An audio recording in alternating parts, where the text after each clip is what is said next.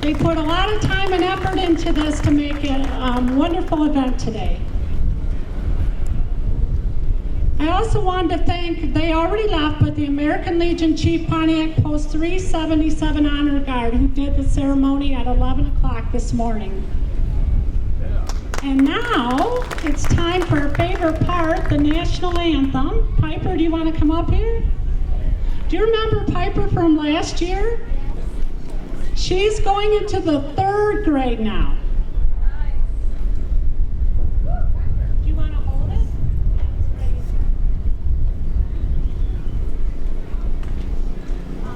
Let me just tell them real quick that her dad was in Afghanistan. Stand up. And he brought his friends with him today to display for the Afghanistan war, and I begged him, and they came out and brought several things for us today. So, okay, Piper, are you ready?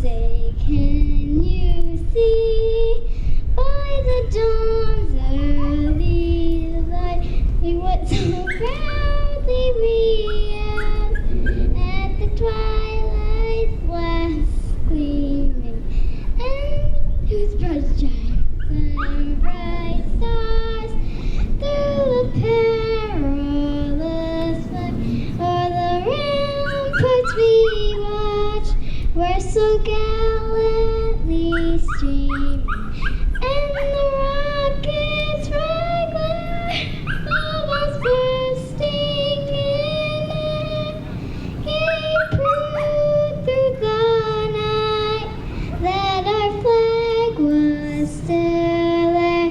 Oh, say does that star-spangled banner yet wave o'er the land of the free and the home of the brave?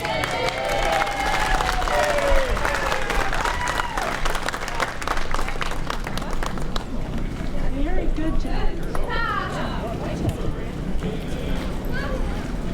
Very nice, thank you.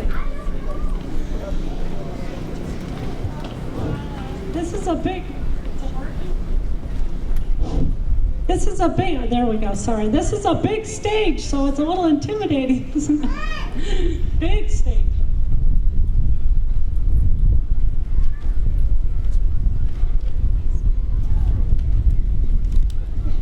All right, are we ready for the Pledge of Allegiance? Okay.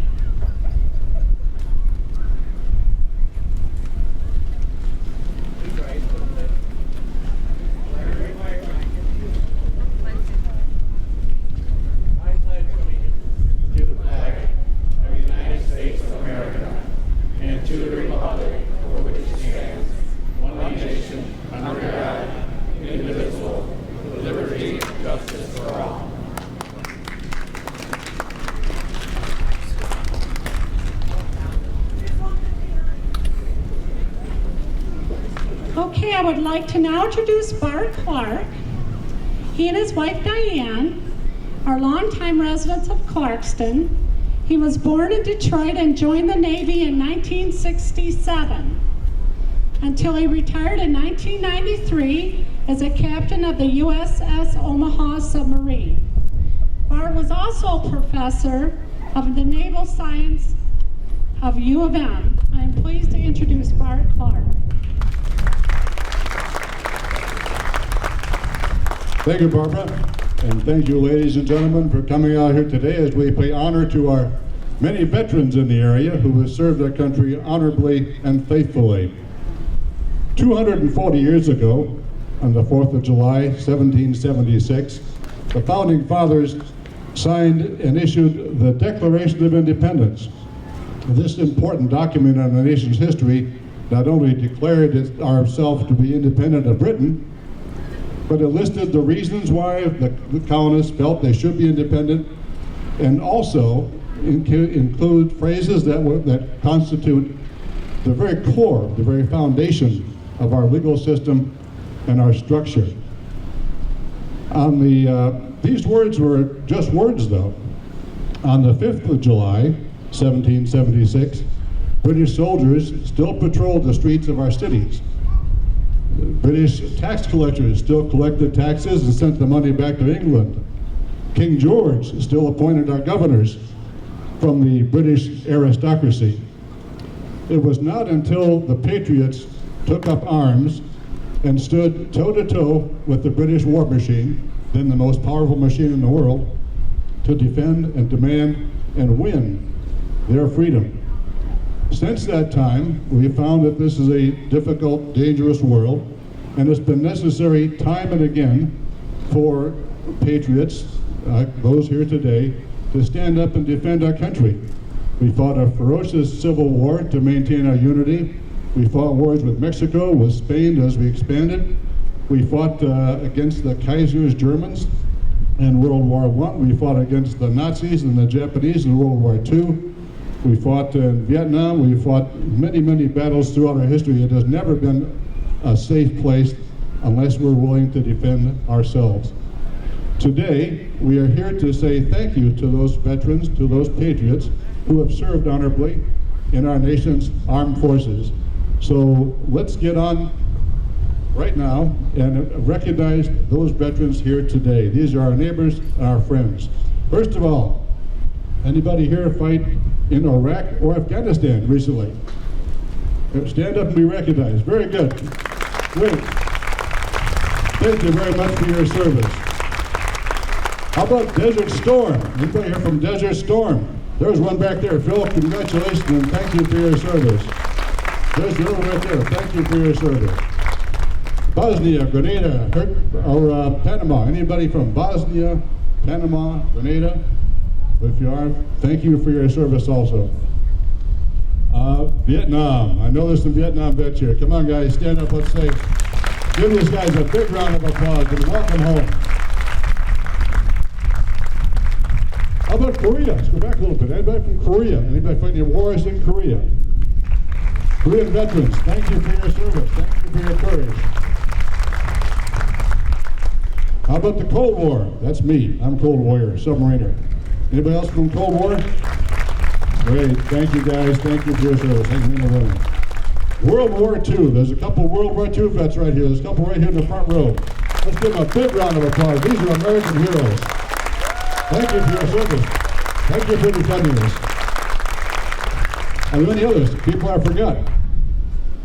I know a group I forgot. The families. Those who stood home, maintained the home fires burning, and kept the families running while the veterans were out defending our country. From me to you, thank you very much. Now, in closing, let me say to all veterans here and around the world, thank you for your courage, thank you for your service, and thank you for our freedom. Thank you.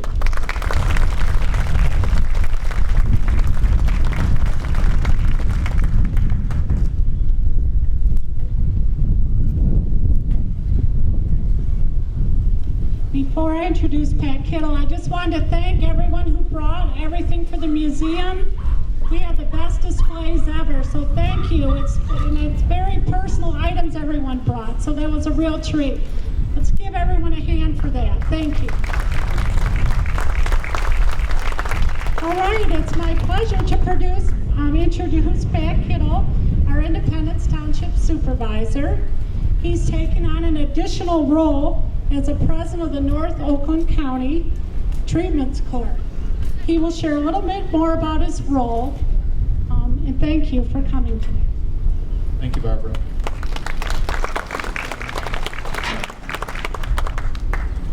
Again, I think I've got the coolest job on the planet because I get to speak to heroes like yourself. From the bottom of my heart, thank you for what you've done for the service for your country and for all the sacrifices that you and your families made. Last week, the township voted on a proclamation, unanimously asked me to come up here and read it to you today, and I am honored to be asked to do so. From the Charter Township of Independence, a proclamation for all military personnel. Whereas today, we gather to express our deepest appreciation for those members of our community who have served with honor, served with courage, and served with integrity in our nation's armed forces. These brave men and women have, by their dedication and sacrifice, ensured the safety and security of our great nation. Our nation's veterans have willingly accepted the hardships, separations from loved ones, difficult living conditions, and often experienced the horrors of war in the defense of their country. We celebrate their service and thank them for their unselfish contributions. It is altogether fitting and proper that we do so today. And whereas, as we honor our veterans today, it is also appropriate that we pay special attention to the young men and women from our community who are now serving in active duty in our nation's military. Even as we speak, soldiers, sailors, airmen, Marines, Coast Guardsmen are all on watch on these ships, stations, and facilities all around the globe. These active duty men and women are the front line of defense in this dangerous and unstable world of ours. As we express our gratitude today to our veterans who so honorably served us in the past, let us also keep our active duty service members foremost in our thoughts and in our prayers. Now therefore let it be known that the Charter Township of Independence Board of Trustees do hereby proclaim their heartfelt respect and gratitude to all of our military veterans and proclaim a special thanks to our active duty military personnel. May God protect you and bring you home safely.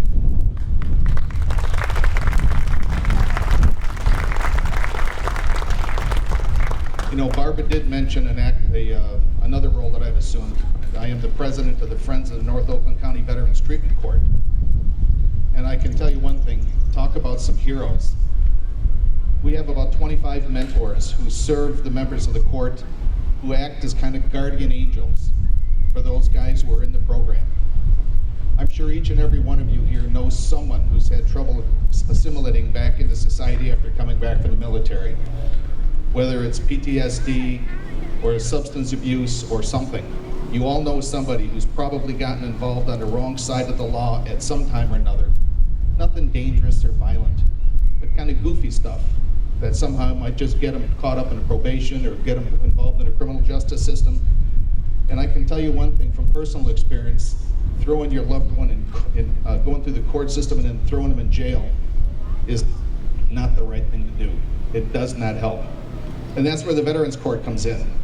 It tries to remove obstacles and speed bumps and roadblocks that are preventing the military personnel involved in a program from maintaining a healthy lifestyle.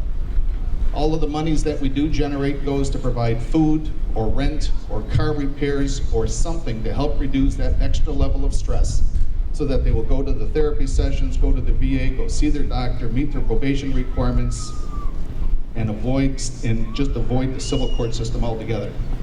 And it works. It does save lives. And I wanted to thank Judge Kelly Costin from our 51st District Court for getting me involved. My son served from 2003 to 2008, was honorably discharged, and fought his demons for 5 years.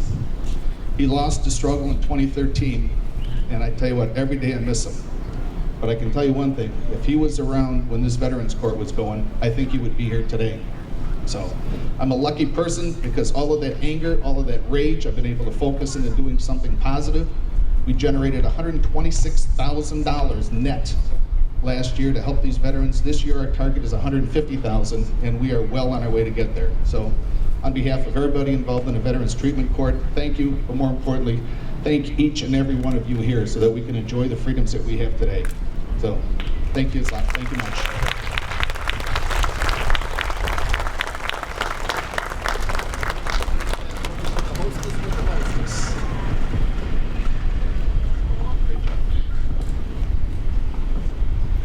Okay, we're just going to wrap up. I do want to thank the committee, the Veterans Committee that put it all together, and Lisa Christensen, and our new supervisor, Derek Smith, for their support. and all the volunteers that helped today, and all my staff that helped today. And I know they've already mentioned, we do have all our sponsors listed on the program.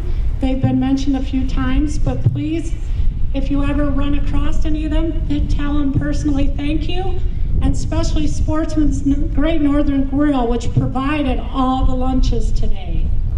Awesome. Please tell him thank you, because he's done it for like 3 years, and every year we go and ask him for more food.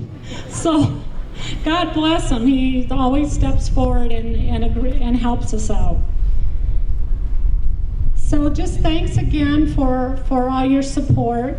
Amy is back there. I didn't notice her. And Derek, raise your hand. Amy does all the sponsorships and the marketing. And I don't know if everyone's met the new director, Derek, so. But thank you for coming. The museum was the best ever. Everything went very smoothly, and I appreciate all the veterans participating, because it makes it so much nicer when we can go around and talk to you and visit with you and get to know you, and people can see your personal items. And we even had the Revolutionary War enactment person here this year, and it was the best year ever, so thank you. It's a blessing for me to be able to do this. My dad was a veteran. I don't know if I mentioned that before, but I brought a picture. There was the 4 oldest brothers were 2 were in World War II and 2 were in Korea. And I brought my dad's uniform, and we've all been laughing how little tiny thing it is. I couldn't even fit in it. But his brother, my Uncle George, is still alive. He's 93 and he lives up north. Feisty as ever, lives in his own home. But it's just a pleasure. I grew up around veterans, and thank you for your service.